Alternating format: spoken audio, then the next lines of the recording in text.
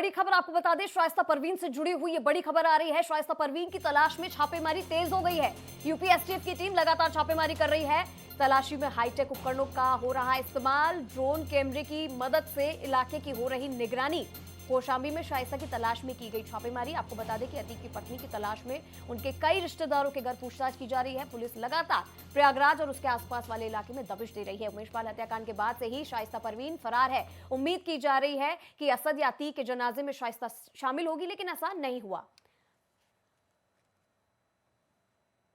और इस पर ज्यादा जानकारी के लिए हमारे संवाददाता अभिषेक पांडे हमारे साथ जुड़ चुके हैं फोन लाइन पर। अभिषेक, शाइस्ता परवीन की तलाश और तेज हो गई है, एसआईटी इसकी तफ्तीश कर रही है। और क्योंकि पहले ये खबरें आई थी कि अपने बेटे असद के जनाजे में वो शामिल होगी, लेकिन इसके बाद अतीक और अशरफ की हत्या कर दी गई। ना वो असद के जनाजे में शामिल हुई, ना अतीक और अशरफ के जनाजे में वो शामिल हुई। लेकिन अब जहां भी वो जा रही है, जिस तरीके से वो अपने रास्ते बदल रही है, अपने रहने के ठिकाने बदल रही है, उसको लेकर क्या और कोई जानकारी आपके पास कि कहां तक पहुंची है ये एसआईटी की जो टीम है वो इसकी जांच में?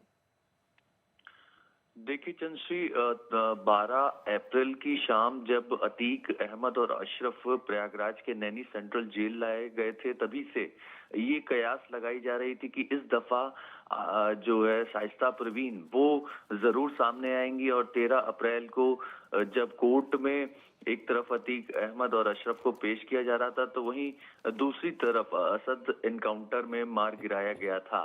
तो जनाजा जब पहुंचता है तब भी ये कयास लगाए जा रहे थे कि कब्रिस्तान का सारी मसारी जो उनका पुश्तैनी कब्रिस्तान है, वहां पर भी शाइस्ता परवीन आ सकती हैं। यही वजह है कि एसटीएफ ने बुरके में तमाम जो महिला पुलिसकर्मी हैं उनको तैनात किया था कि अगर शाइस्ता परवीन वहां पर पहुंचती हैं तो बिना किसी धक्का मुक्की और आसानी से शाइस्ता परवीन को वहां से निकाला जा सके सुरक्षित और गिरफ्तार किया जा सके। लेकिन जनाजे में भी शरीक नहीं हुई। उसके बाद अतीक अहमद और अशरफ की जब गोली मार करके हत्या कर दी गई, तब जरूर सभी ने ये माना जाना कि हाँ, अब शाइस्ता परवीन सामने आएंगी और एक तरह से हम कहें मातम मनाने ही सही, लेकिन सामने आएंगी।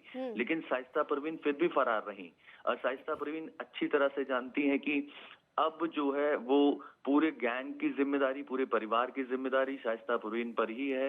और उमेश पाल हत्याकांड में तमाम पुख्ता सबूत पुलिस के पास पहले से मौजूद हैं। तो अगर शाइस्ता परवीन आती हैं तो बकायदा 302 के तहत मुकदमा जो दर्ज हुआ है उसमें उनको लंबी कानूनी लड़ाई लड़नी होगी, ट्रायल चलेगा और सजा का भी ऐलान हो सकता है। यानी कि शाइस्ता परवीन अच्छी तरह से अब समझ चुकी हैं कि कानूनी शिकंजा जो है वो पूरी तरह से कसता जा रहा है। यही वजह है कि एसटीएफ जो है वो प्रयागराज कौशाम्बी में अपने मुखबिरों के जरिए हो या फिर टेक्नोलॉजी का इस्तेमाल करना हो, हर तरीके से ये कोशिश कर रही है कि जल्द से जल्द शाइस्ता को गिरफ्तार किया जा सके। शाइस्ता के बारे में लोकेशन लगातार ट्रेस की हो रही है, लेकिन जैसे ही पुलिस वहां पर पहुंचती है तो शाइस्ता परवीन वहां से फरार हो जाती है। बताया ये जा रहा है कि करीबी रिश्तेदार के साथ साथ जो बुरका ब्रिगेड है वो काफी मदद कर रही है।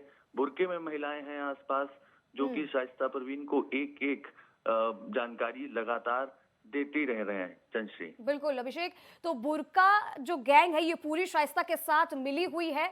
और बहुत बहुत शुक्रिया आपका इस तमाम जानकारी के लिए। तो शाइस्ता परवीन की तलाश अब तेज हो गई है, उसके रिश्तेदारों के घर पे भी छापेमारी हो रही है। कहीं ना कहीं से कोई सुराग अगर पुलिस को मिलता है तो जल्द उस पर कार्रवाई होगी।